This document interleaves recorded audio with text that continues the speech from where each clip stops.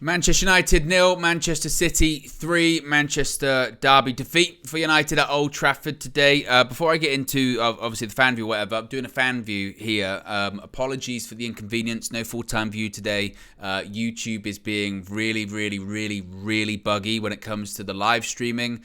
You would have seen it during the match view. You would have probably seen it on any channel you're watching any content on today, unfortunately. Across Europe, it looks like this is sort of a localized issue to across Europe. I don't think people in North America or around the world and other places are really affected by it, but there's a lot of buffering and a lot of lagging issues and all that kind of stuff. It would appear that usual and normal videos aren't affected, so here's hoping you can hear me and everything like that. So again, apologies for the inconvenience when it comes to that. As far as the game today, I mean, thank God, to be honest, right? Because what more needs to be said?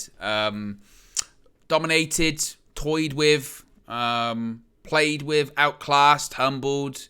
I mean, they're the kind of descriptions you can use. They're the kind of adjectives you can use to describe what happened today at Old Trafford. And to get into it kind of sequentially, first half, I didn't think we did terribly. I didn't think the golfing class was huge in the first half. I actually thought in the opening sort of 15 or 20 minutes, we actually did have opportunities whereby if our decision-making was better, if our final pass was better, we'd have been through on goal.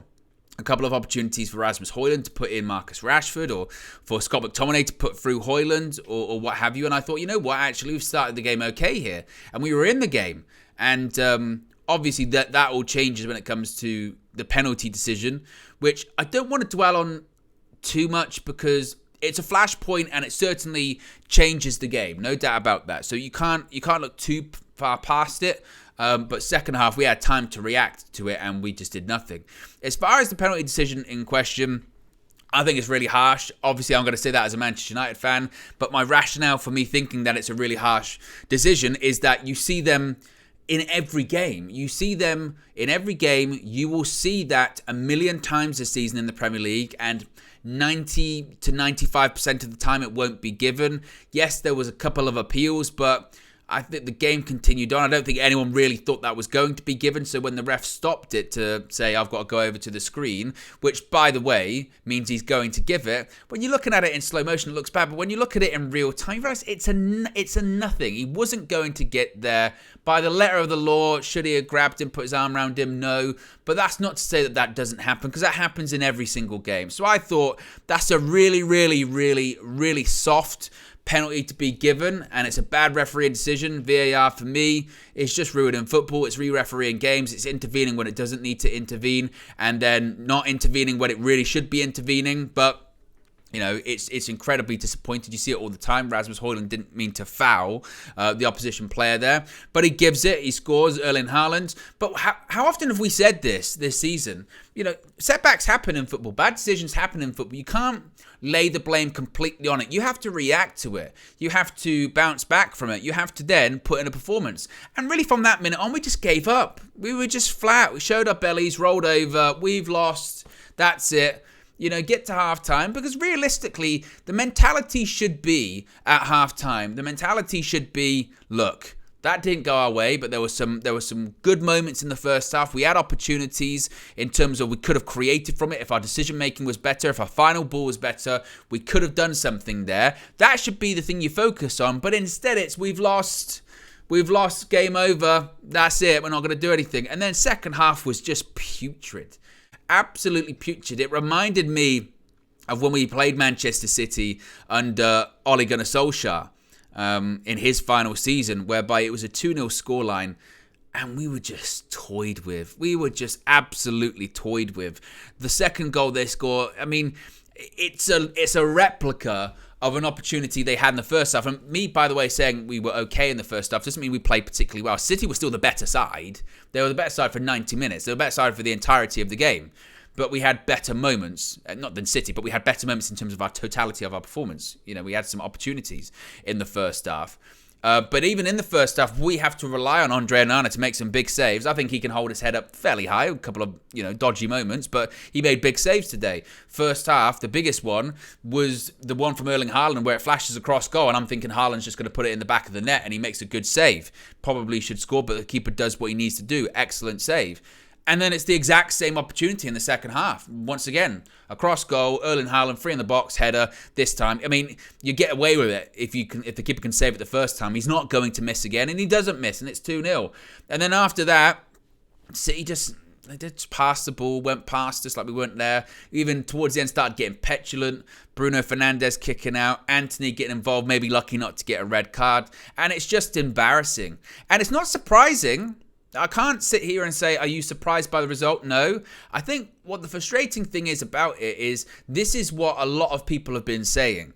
You know, we sort of sit here sometimes in hope, don't we? When we say, look, we've won the last 3 games in a row. That's not bad. You know, we've bounced back, never say die. But as people have been saying, and I've mentioned it a lot often, it's not sustainable. You can't keep winning football matches, playing badly, scoring last-minute goals, scoring late goals, or just sort of skating through games, and then think that suddenly when you play a big side, you're going to get away with it again, because you won't. Particularly like a side against Manchester City, you won't. And the annoying thing is, we've seen what it takes to beat Man City. We've done it. It's not as if this group of players haven't done it before. It's not as if this manager hasn't done it before, because we've seen it.